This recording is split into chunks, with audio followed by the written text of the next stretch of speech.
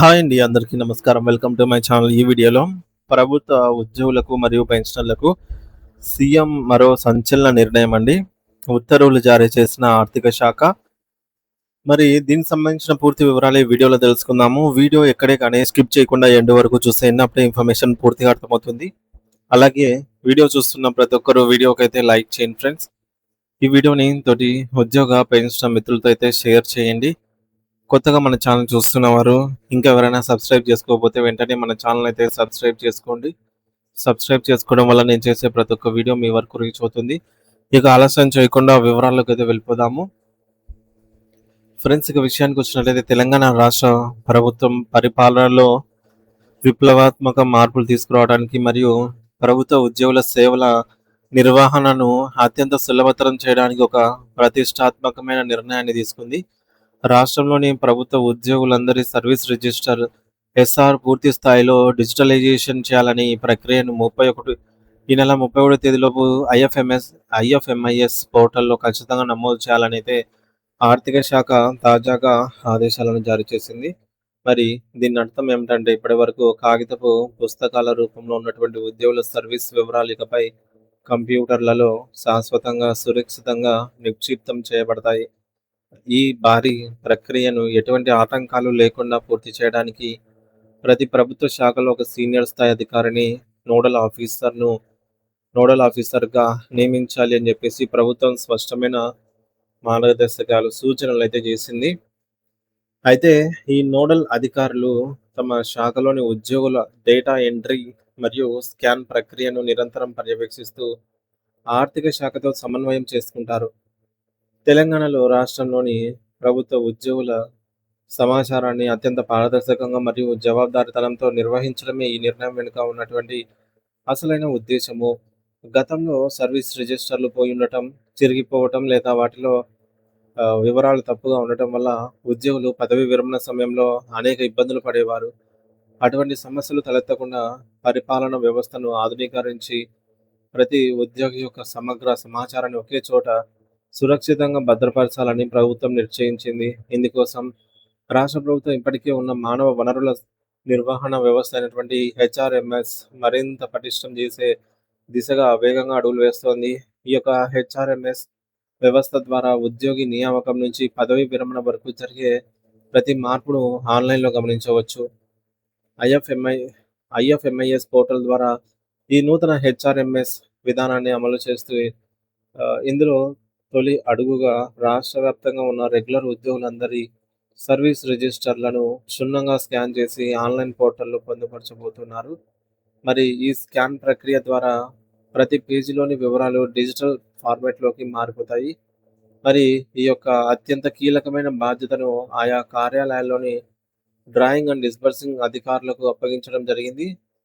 డీడీఓలు తమ లాగిన్ ఐడిని ఉపయోగించి తమ పరిధిలోని ఉద్యోగుల ఎస్ఆర్ కాపీలను మే 31, 2026 తేదీ లోపల తప్పనిసరిగా అప్లోడ్ చేయాలని ఆర్థిక శాఖ ప్రత్యేక కార్యదర్శి సక్తా పట్నాయక్ గారు ఒక సమగ్రమైన సర్క్యులర్ను జారీ చేశారు. ఈ గడువులోపు పని పూర్తి చేయకపోతే అది అధికారుల నిర్లక్ష్యంగా పరిగణించబడుతుందని ప్రభుత్వం హెచ్చరించింది.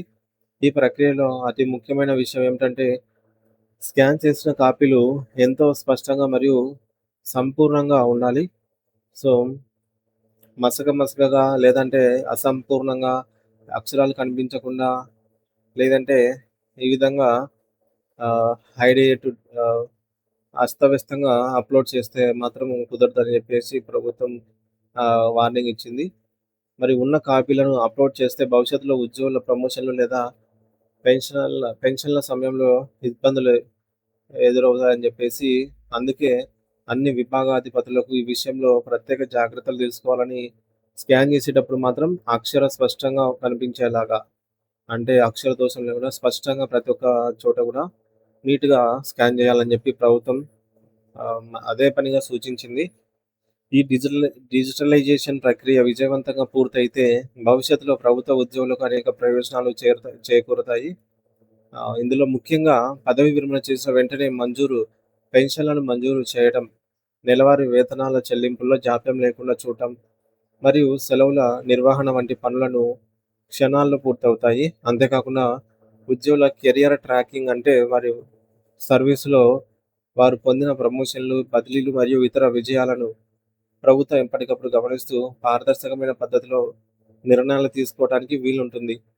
మరి దీనివల్ల ఏ ఉద్యోగి కూడా తమకు రావాల్సిన హక్కుల కోసం అధికారుల చుట్టూ తిరగాల్సిన అవసరం ఉండదు. ఎందుకంటే మొత్తం మీద తెలంగాణ ప్రభుత్వం తీసుకున్న ఈ నిర్ణయం డిజిటల్ పాలనలో దిశగా అయితే ఒక చారిత్రాత్మక మరియు పారదర్శకమైన అడుగుగా నిలిచిపోతుందనటంలో సందేహం లేదు. మరి కాగితపు రహిత పేపర్‌లెస్ పరిపాలన వైపు అడుగులు వేస్తూ ఉద్యోగుల సంక్షేమానికి సాంకేతికతను జోడించడమే ఈ యొక్క భారీ ప్రాజెక్ట్ యొక్క ప్రధాన లక్ష్యము.